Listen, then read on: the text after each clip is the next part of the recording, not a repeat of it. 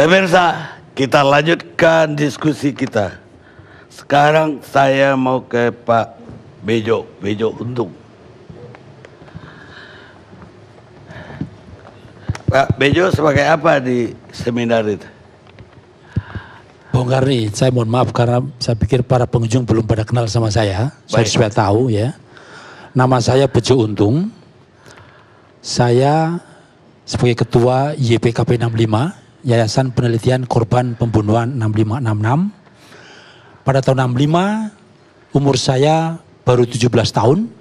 Dan saya yang jelas masuk di dalam penjara selama 9 tahun tanpa proses hukum. Nah, dalam proses setelah saya dibebaskan secara massal pada tahun 1979, benar apa yang dikatakan Bung Alfon, bahwa kita sebagai mantan tahanan politik tanpa proses hukum tidak pernah diadili. Setelah dibebaskan itu tidak dibebaskan sebagaimana layaknya orang pada umumnya. Masih kena represi, masih diharuskan pindah ke lain tempat juga harus lapor, ya, tiap minggu, tiap bulan. Dan ini dalam hati saya bertanya, apakah ini saya sudah dibebaskan? Saya sekarang merasakan seperti di dalam penjara yang lebih luas lagi, ya.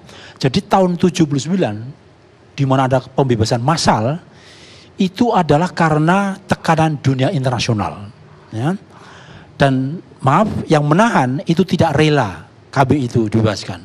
Dan sampai sekarang saya mohon maaf ya, teman-teman kami di daerah juga diperlakukan yang sama. Setiap kali mau mengadakan rapat-rapat dibubarkan. Dan ketika kemarin mau datang mengunjungi seminar di LBH juga dilarang. Mereka didatangi oleh Komandan Kodim untuk tidak datang dan ditakut-takutin. Jadi artinya apakah ini demokrasi yang kita tunggu-tunggu?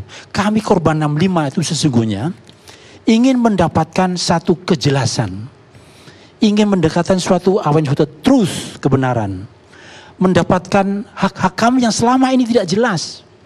Saya senang sekali apabila saya terbukti bersalah, ya, saya rela dihukum di penjara.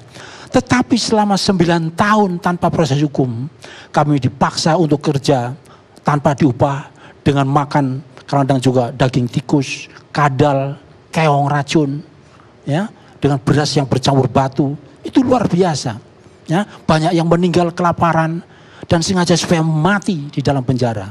Banyak orang dibunuh di berbagai tempat. Nah, inilah tugas saya, tugas kami para survivor yang untuk meneliti, ya, bagaimana kenyataan 65 itu. Saya pengen tahu. Karena itu kami mengadakan penelitian di daerah Sumatera Utara, di Sungai Ular, kemudian juga di Pulau Kemaru, Palembang, di pantai pesisir selatan, Painan, banyak kuburan-kuburan massal. Belum di Jawa, Jawa Tengah, di Sukabumi, belum lama ini saya datangi, ada kuburan massal, tempat-tempat dibuang, ya. Nah, kemudian di Boyolali, di Pati, Blora, luar biasa. Di Bali lebih luar biasa lagi. Nah, inilah kami orang yang tidak mengerti sebagai anak muda ketika itu. Apa sih tahun 65 itu? Begitu kejamnya. Apa benar ada pemberontakan PKI? Ya. Jadi karena itu, ya, tadi pertanyaan kembali kepada Pak Karnes, bagaimana saya kemarin itu? Saya memang datang di tempat seminar karena saya sebagai pembicara, sebagai narasumber, ya. Dan begitu saya datang di LBH pada jam 8, itu di luar itu sudah penuh dengan polisi membarikade. Hampir saja saya tidak bisa masuk. Banyak bapak-bapak kami yang tua-tua, yang sepuh-sepuh tidak boleh masuk, ya. Dan Mbak Asfinawati, direktur LBH, ya, sama Afgar, itu juga dia boleh masuk. Dia bilang, loh, ini rumah saya, LBH ini rumah saya, kok saya nggak boleh masuk? Nah, pada saat itulah ketika Mbak Asfinawati sebagai direktur YLBI bisa masuk, dia tunjukkan saya juga boleh masuk, memang saya sebagai pembicara, ya. Jadi ketika hari Sabtu tanggal 16 September, ya, saya memang hadir di dalam rangka untuk mengikuti seminar. Nah, seminarnya itu sebetulnya itu apa yang disebut seminar pengungkapan kebenaran sejarah 65. Jadi ini yang diplesetkan oleh para penyebar hoax menjadi seminar pembelaan PKI. Ini nggak benar, ya. Inilah yang memicu, yang diterprovokasi, ya. Dan orangnya itu tidak banyak. Betul apa dikatakan Mas Alfon, hanya 30-an. Ini siapa pembicara, ya, di situ? Nah, itu saya terangkan. Begitu saya masuk jam 8.30, itu tidak ada seminar. Justru kami berdiskusi dengan Kapolres, Kapolsek, dan juga dari Mabes Polri, ya, dan Kepala Intel Pak Lufti, Pak Jenderal, ya, untuk membicarakan masalah hari Sabtu itu. Jadi saya terangkan sedikit. Jadi praktis tidak ada seminar. Jam 8.30 kami diskusi cukup alot. Karena apa? Semalam sebelumnya itu sudah ada pembicaraan antara LBH dengan pihak keamanan. Solusinya apa? Ya, di sebelum kami sudah menyepakati tidak ada seminar. Nah, solusinya Pak Polisi waktu itu minta, oke, seminar boleh, tetapi perwakilan dari polisi boleh datang. Dari ormas juga boleh masuk. Ini disepakati dan kami dari panitia, maaf ya saya bukan panitianya, ya panitia adalah Mas Boni Setiawan. Beliau mengatakan silakan, saya senang, ya, untuk bisa hadir datang. Jadi di dalam rangka solusi untuk seminar bisa jalan terus. Tetapi pada diskusi pagi itu, ini dikatakan oleh Mbak Asfinawati, ternyata Pak Polisi ingkar janji. Pokoknya tidak boleh ada seminar, harus dibatalkan. Nah, karena apa? Ini terusan, ini tadi saya tambah sedikit. Seminar itu sebetulnya akan dibuka oleh Bapak Sidarto Tanusubroto. Dia sudah sanggup. Tetapi tiba-tiba ada sebuah telepon pemberitahuan dari Pepabri, tolong di cross check itu. Pak Darto supaya jangan menghadiri. Ya, ada apa ini? Padahal mau kita kan di dalam rangka pengungkapan. Pengungkapan itu artinya marilah kalau memang tidak benar ya katakan benar. Kalau salah katakanlah salah. Kira begitu. Jadi kami santai-santai saja lah, ya, itu. Nah, tentu saja kami menghadirkan beberapa tokoh-tokoh sejarawan, ya. Misalnya Bung Asfi Warman Adam, tapi saat itu beliau belum hadir. Kemudian Mas Yunantio Adi dari Semarang, dia pemerhati sejarah, ya. Kemudian Mas Boni Triana, ya. Kemudian ada lagi Mas Huta Galung, semuanya ahli, pakar yang tahu dan mempelajari sejarah. Karena itu memang terus saja itu ide dari seminar. Memang saya yang melontarkan ketika itu. Karena apa? Maaf ya, ini sayang sekali Pak Jenderal nggak datang. Pak Jenderal, bukan Pak Jenderal, Pak Wiranto itu mengatakan, ya, ada satu fakta bahwa maaf PKI melakukan pemberontakan dan sebagainya. Ini saya pikir tidak benar.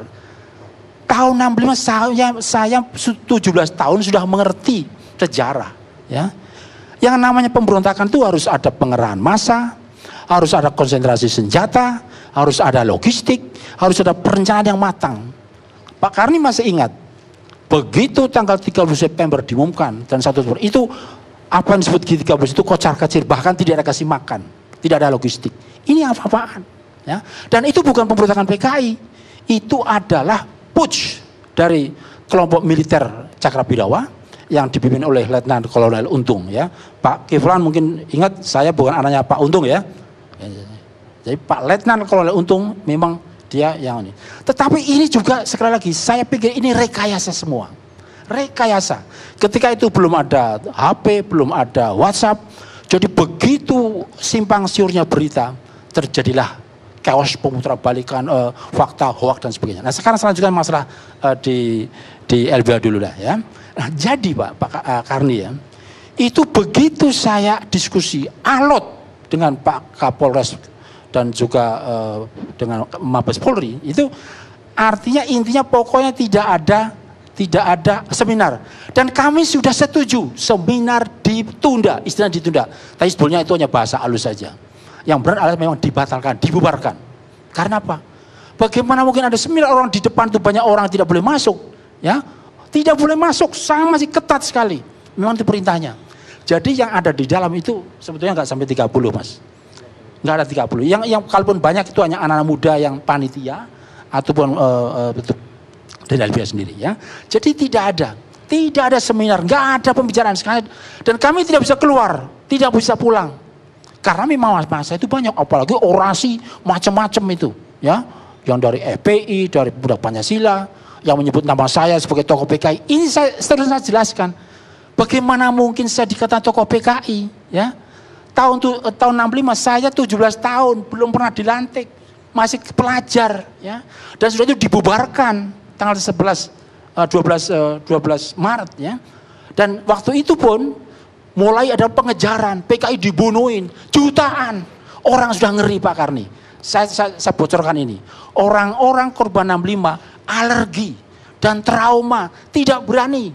Meskipun hanya ngomong PKI, dia nggak berani. Betul. Artinya apa? Jadi boro-boro itu. Jadi kalau ada itu hoak, itu gambar Paluarit, itu mestinya ditangkap itu yang menyebarkan hoak itu, ya. Jadi sekali lagi Pak Karni tidak benar. Saya nyatakan saya orang YPKP yang selalu keliling dari Medan, Bukit Tinggi dan sebagainya, itu tahu persis korban 65, ya. Dia semangatnya demikian. Dia hanya ingin menuntut, sebenarnya bukan nuntut. Berilah kami hak yang selama ini tidak kami peroleh. Haknya apa? Hak ingin mencari kebenaran. Hak ingin rehabilitasi. Ya, kalau memang negara memungkinkan kompensasi, tapi itu belakangan. Ya, hak kami ingin kebebasan sebagaimana warga biasa. Ya, jangan kami dipersekusi. Ya, kami tidak pernah melakukan kegiatan-kegiatan yang anti warga negara ini. Saya bisa katakan bahwa korban 65 adalah orang yang paling patriot membela tanah air. Bisa saya buktikan kalau ya. Gitu Pak Karni. Kalau kembali ke nama tadi. Ya. Kalau bukan anak, Pak Bejo Untung itu apanya Untung? Nah, itu dia ya. Ini sekaligus saya perlu klarifikasi karena ini menyebar ke seluruh Indonesia, bahkan ke seluruh dunia. Pak Kiflan ya, inilah kalau menceritakan sesuatu itu mesti klarifikasi dulu. Ya, saya Bejo Untung itu anak dari seorang guru namanya Suwigno, lahir di Sarwodadi Comal, ya. Kabupaten Pemalang, Jawa Tengah. Guru, ya, ibu saya Tarmini. Jadi kok lalu dihubungkan PKI Untung itu? Gak mungkin karena namanya pakai Untung. Memang Untung itu bahasa Indonesia yang paling populer di daerah saya. Nama Bejo Jawa, ya, dan Untung itu biasa, ya. Jadi nama yang itu orang desa lah, ya. Saya ini orang desa, ya.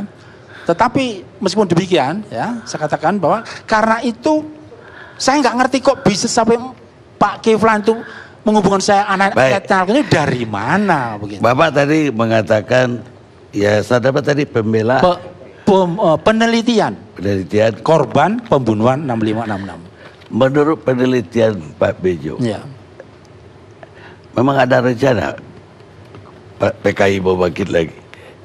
Berdasarkan penelitian kan Pak Bejo banyak bergaul sama mereka. Ya. Ada semangat untuk bangkit kembali. Saya jawab, tidak ada. Tidak ada rencana, tidak ada keinginan. Bahkan itu mereka, maaf ya, trauma. Trauma betul. Karena apa? Bayangkan, PKI ketika tahun 65 sebagai kekuatan partai politik yang besar, yang dahsyat, ya, itu di dalam tempo beberapa hari habis dibunuh. Karena apa? Memang mereka tidak mempersiapkan diri. Ada pengejaran seperti itu, tidak ada sama sekali. Dan ketika itu yang saya dengar dari orang-orang yang tua itu, PKI memang menjalankan politik sosial demokrat. Artinya apa? Dia berjalan parlementer. Tidak ada itu rencana pemberontakan. Ya, karena itu dia bekerja sama dengan Bung Karno, dan Bung Karno merasa terima kasih. Masih ingat Bung Karno? Ketika itu Bung Karno bilang, saya cinta kepada nasionalis, tapi nasionalis yang revolusioner. Saya cinta kepada kaum agama, tapi agama yang revolusioner. Tetapi saya cinta komunis, karena komunis adalah revolusioner. Itu kata Bung Karno loh ya, bukan saya. Ya. Tapi begini Pak, yang penting ini. Ketika itu PKI adalah partai legal, ya, dan memiliki kontribusi yang sangat besar terhadap Republik ini. Bung Karno itu sayang sekali, bukan apa-apa. Karena dengan ini dia bisa menjalankan politik anti imperialisme, anti kolonialisme, dan anti feudalisme. Ya, jadi apa? Ini saya nggak mau bicara terlalu banyak ya. Saya lebih banyak akan fokus pada masalah hak asasi manusia saja. Jadi begini, Bung Karno. Jadi saya memang berkeliling kemana-mana untuk menunjukkan dan meneliti ya berapa banyak korban yang dibunuh, yang ditahan, yang disiksa, dan tempat-tempat penyiksaan, kuburan massal. Itu kami mencatat paling sedikit ada 122 titik kuburan massal. Dan itu sudah saya laporkan kepada Bapak Menko Polhukam ketika itu Pak Luhut. Jadi ini yang mau dilurusin oleh seminar itu. Sebetulnya itu saya nggak setuju urusan meluruskan. Kita ingin ngomong apa adanya saja lah ya.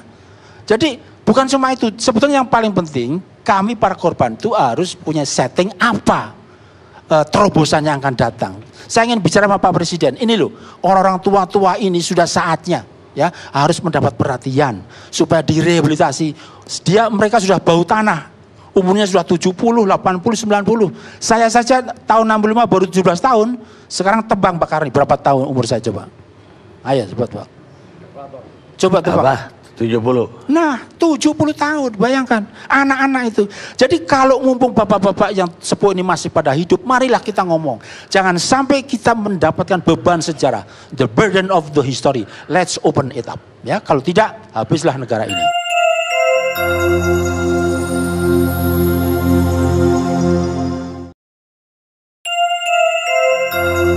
Baik, sekarang ke Pak Pigai yang juga hadir dalam acara tersebut. Natalius Pigai. Ya. Apa yang Bapak saksikan di situ? Baik, terima kasih. Saya tidak hadir di dalam acara ya di hari pertama dan hari kedua, tapi saya datang mengamankan pada hari kedua. Jadi kurang lebih jam 10 malam, setengah 11 itu saya ditelepon oleh yang pertama adik saya, adik sepupu kandung saya, pengacara LBH di Jogja. Miss call udah banyak kali, jadi saya tidak biasa angkat. Tapi ini apa ini? Itu LBH lagi dikepung katanya, dikepung.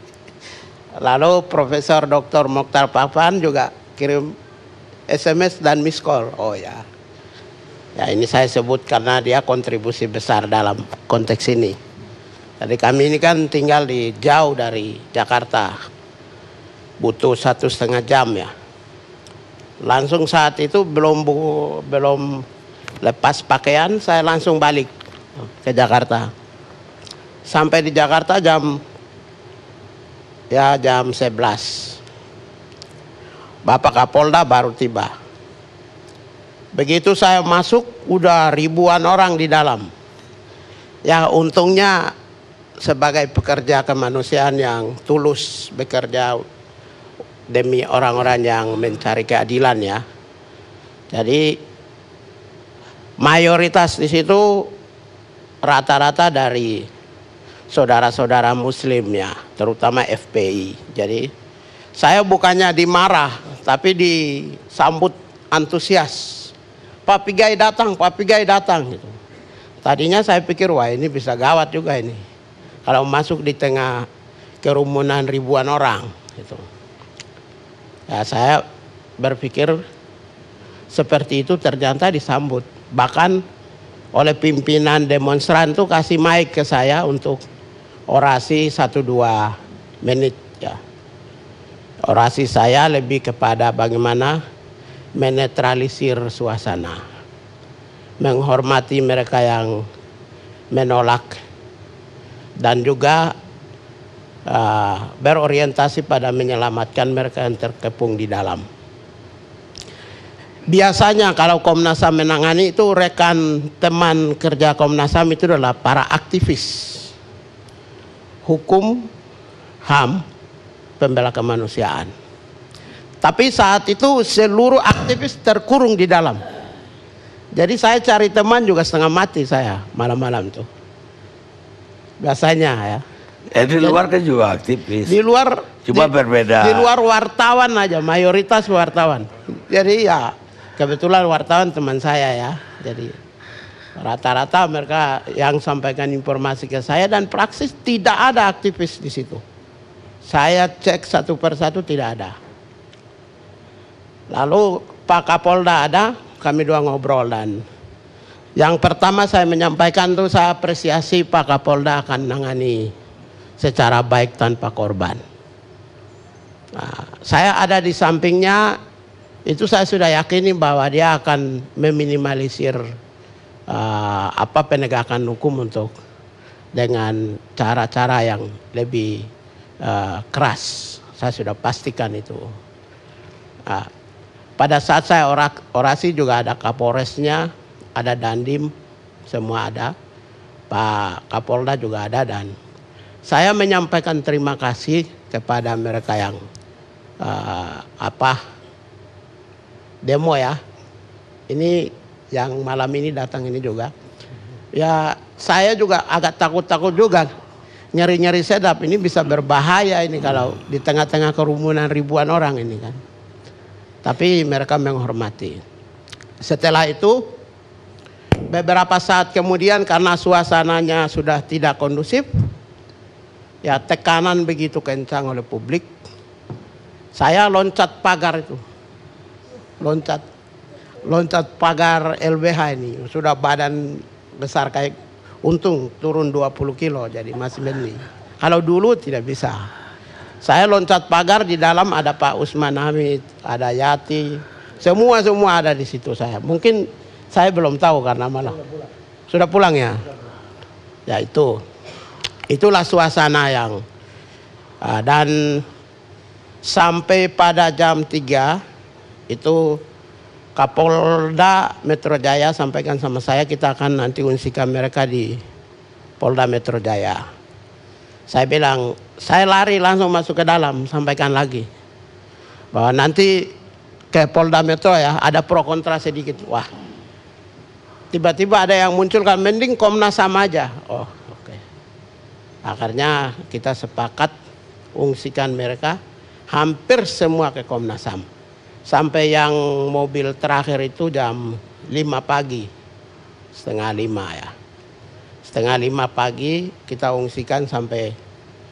Salah satu yang paling menarik itu setelah semua sudah diungsikan ke Komnas HAM, itu teman-teman yang demonstran mereka ada di depan dengan motor ya. Bukannya mereka melihat kami, terutama saya ya. Bukannya mereka marah, mereka bilang, papigai gitu. Tiba-tiba polisi datang, mereka lari. Saya bilang, kamu lari cepat. Jangan kesini lagi, nanti bahaya. Gitu. Jadi saya itu memainkan peran yang mungkin karena saya terlalu dekat dengan saudara-saudara yang itu, tetapi dekat juga dengan polisi. Jadi ya itulah. Dan dekat juga dengan FPI. Ya itulah. Itulah enaknya kita bisa dijadikan untuk memberi kontribusi. Pak Pigai datang sebagai pembicara? Tidak. Enggak. Saya datang karena situasi LBH itu dalam keadaan terkepung. Oh, jadi karena mendengar itu. Saya datang sebagai komisioner Komnas HAM. Ya, di luar tugas, tidak didampingi staf, bawa mobil sendiri, parkir di tengah jalan. Baik. Jadi itu dalam konteks ini. Apa pendapat Pak Pigai dengan akan diputarnya film ya. G30 SPKI? Jadi saya perlu sampaikan, saya pernah 2 tahun lalu itu berdebat 1,5 jam dengan Pak Kiflan Zain ya, tanggal 30 ya. Sekarang 1,5 jam habis waktu kita. Sikap saya itu jelas. Yang pertama bahwa peristiwa 65 adalah peristiwa kelam bangsa Indonesia.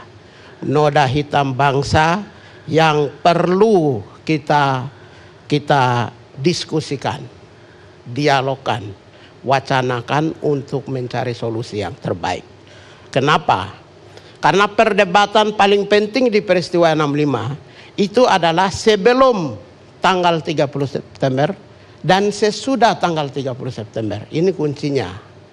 Menurut saya, peristiwa sebelum tanggal 30 September itu oleh Pak Kiflan Zain ya, mereka memposisikan diri sebagai korban. Karena memang faktanya ada 6 jenderal dan 1 pamen yang jadi korban. Dan peristiwa itu mendapat perhatian yang serius karena hampir lebih dari 30 tahun atau 40 tahun lebih ya, 50 tahun kita didoktrin melalui buku, doktrin melalui film, dan cerita demi cerita, tutur lisan dan lain sebagainya. Karena itu peristiwa sebelum tahun 65 sedikit nyaris sempurna dalam perspektif Pak Kiflan Zain mereka. Saya lebih senang sebut dia karena yang lain nanti tersinggung kalau dia sudah biasa. Jadi persis. Maksudnya udah biasa tersinggung sama Pak Pigai? Dia juga sama, kita sama-sama. Jadi Pak Untung mereka itu belum, karena setelah tanggal 30 ke atas itu ada pergerakan. Ya.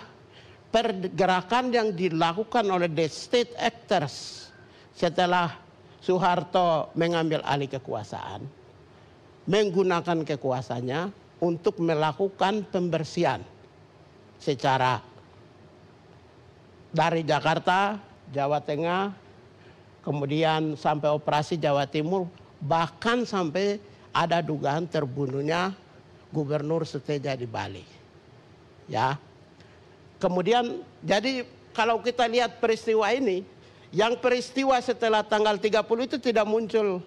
Mungkin menurut Pak Untung mereka itu tidak puas Pak, karena itu tidak ditampilkan di dalam film dan cerita dan kurang lengkap film itu. Kurang lengkap. Ya.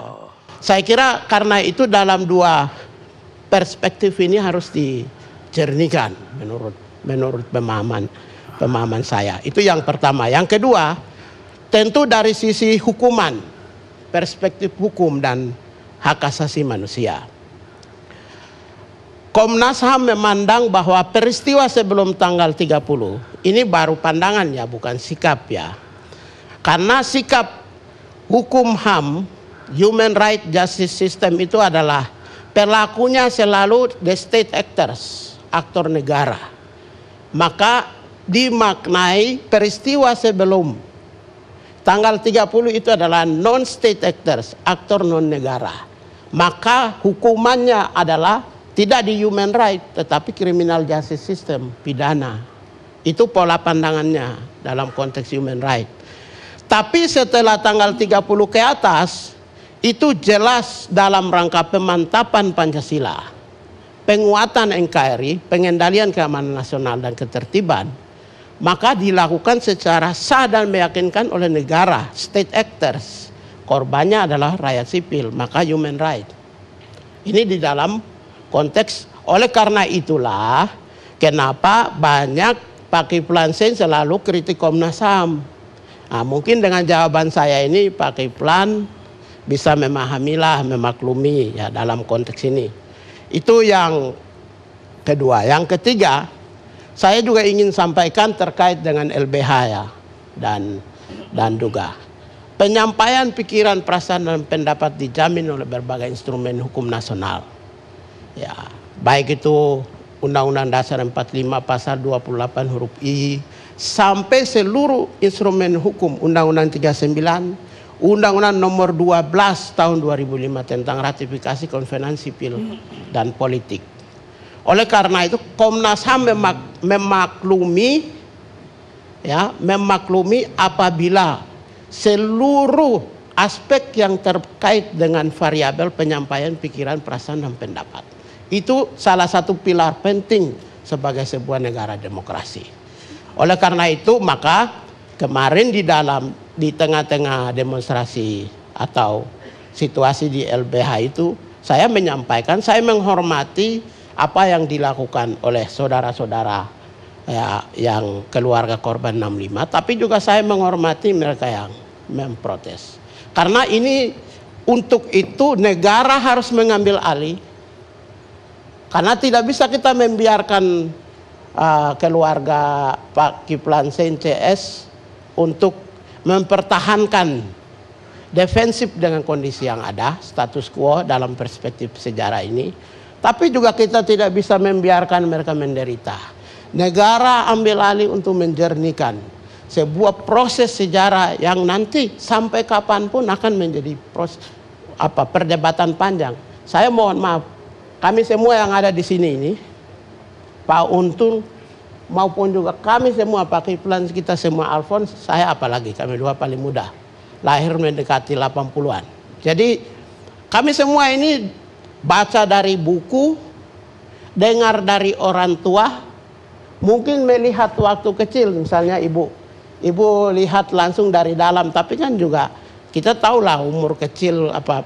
Jadi kita ini semua tahu dari referensi-referensi. Baik. Karena itu menurut saya negara mengambil alih untuk menyelesaikan sebuah noda hitam bangsa ini. Baik, makasih. Secara adil dan jujur.